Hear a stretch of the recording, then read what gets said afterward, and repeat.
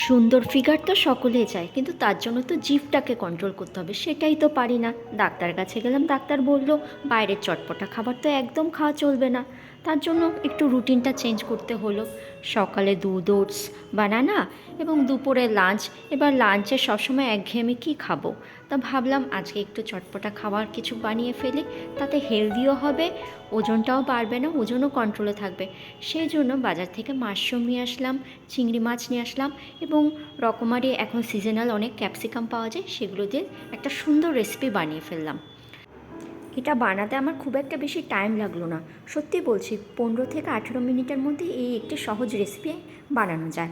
তোমরাও ট্রাই করতে পারো বাড়িতে, তোমাদের জন্য বা বাড়িতে যদি ছোটো ছোটো ছেলেমেয়েরা থাকে তাদের জন্য ভীষণভাবে এটা হেলদি একটি ফুড হবে। সত্যি বলছি, এটা তো ওজনও বাড়বে না। আমি তো অলিভ অয়েলে রান্না করেছি, তোমাদের হাতের কাছে যেটা অ্যাভেলেবেল হয় তোমরা সেটা দিয়েই করতে পারো। হ্যাঁ, অবশ্যই তেল, যে কোনো তেলই অল্প খাওয়াটাই ভালো, কারণ আমাদের তেলেই যত সমস্যা, এবং যত বেশি অয়েল কম খাবে ততই ওজনটাকে কন্ট্রোলে রাখতে পারবে।